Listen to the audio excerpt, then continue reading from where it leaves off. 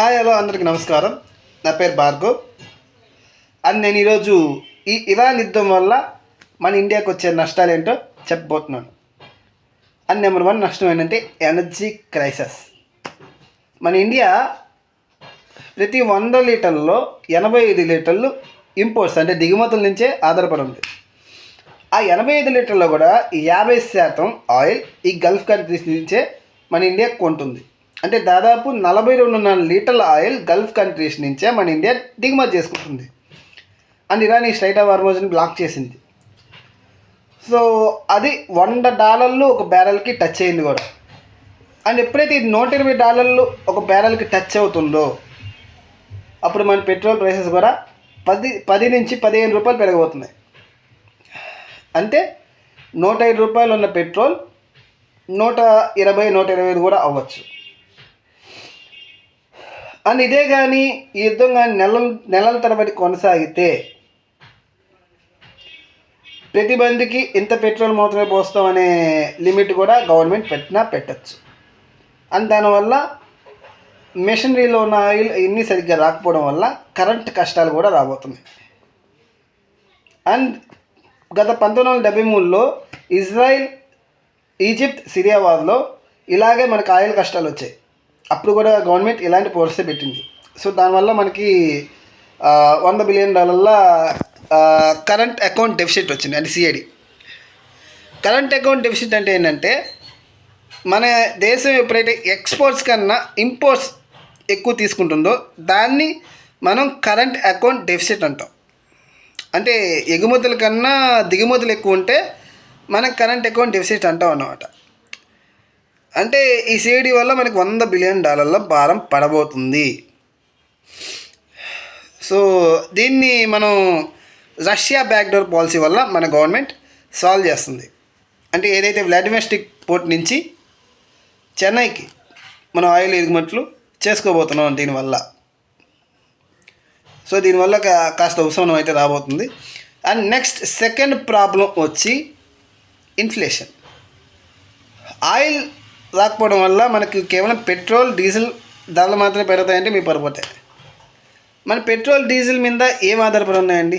బండ్లు, కార్లు కావాలన్నా, లేదంటే బస్సులు వెళ్ళాలన్నా, లారీలు వెళ్ళాలన్నా, ఏం వెళ్ళాలన్నా సరే పెట్రోల్, డీజిల్ కావాలి. సో ఎప్పుడైతే పెట్రోల్, డీజిల్ ధరలు పెరిగిపోయాయో ట్రాన్స్పోర్టేషన్ కాస్ట్ కూడా పెరుగుతుంది. సో మన బియ్యం కానీ లేదంటే ఏదైనా నిత్యావసర వస్తువులు కానీ ఈ లారీల మీద కానీ లేదా ఆటోల మీద కానీ వెళ్ళాలి. వాటి మీదే ఒక ప్లేస్ నుంచి ఒక ప్లేస్కి, ఫర్ ఎగ్జాంపుల్ హైదరాబాద్ నుంచి నెల్లూరుకి, నెల్లూరు నుంచి హైదరాబాద్కి అలా ట్రాన్స్పోర్ట్ అవుతాయి. సో దానివల్ల ట్రాన్స్పోర్టేషన్ ఛార్జ్ 15 to 20%, అంటే 15 నుంచి 20% పెరిగిపోతుంది.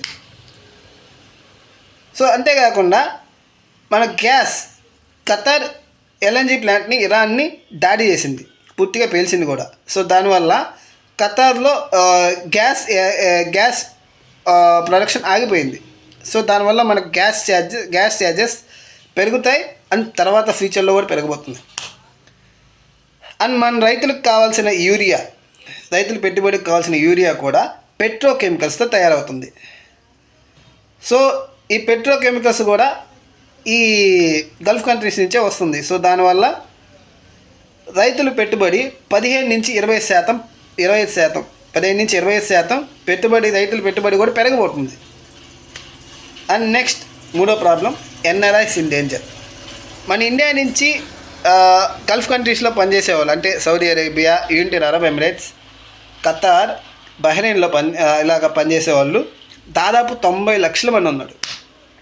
ఈ 90 లక్షల మంది అక్కడ బాగా కష్టపడుతూ మన ఇండియాలో ఉన్న వాళ్ళ ఫ్యామిలీకి డబ్బులు పంపిస్తున్నాడు.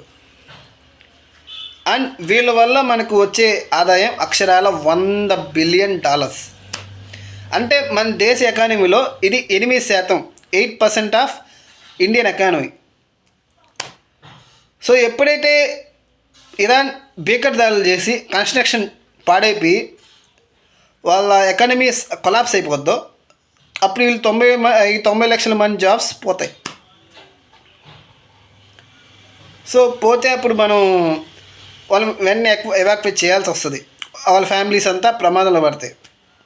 అంటే 1990 కువైట్ వార్లో కూడా మన ఇండియా ఇలాగే యుద్ధంలో కువైట్లో ఉన్న వాళ్ళని ఎవాక్యుయేట్ చేసి మన ఇండియాకి తీసుకొచ్చింది. సో దానివల్ల ఫ్యామిలీస్ చాలా వాళ్ళకి జాబ్స్ ఉండవు, ఇక్కడ వచ్చిన వాళ్ళకి జాబ్స్ ఉండకపోవడం వల్ల ఎక్కువ వాళ్ళు చాలా పూర్ బ్యాక్ అంటే పేదవాళ్ళు అయిపోవడం జరిగిందన్నమాట. సో అలాంటి ప్రాబ్లం మళ్ళీ ఇక్కడికి వస్తే మాత్రం ఎప్పుడు చూడని మాస్ ఎవాక్యుయేషన్, అంటే దాదాపు 90 లక్షల మంది ఎవాక్యుయేషన్ ఇప్పుడు దాకా ఏ దేశం చూడలేదు. ఆ మాస్ ఎవాక్యుయేషన్ ఇప్పుడు జరగబోతుంది.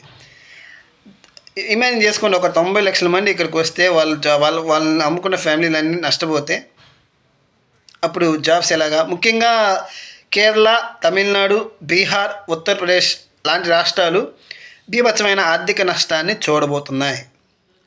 అందుకే ఈ నష్టం రాకూడదని మన ఇండియా ప్రైమ్ మినిస్టర్ మోడీ గారు Saudi Arabia, United Arab Emirates, Qatar ఈ ప్రెసిడెంట్లతో మాట్లాడి మన ఇండియా స్టాండింగ్ ఫ్లైటింగ్ జెట్స్ అక్కడ పెట్టాడు.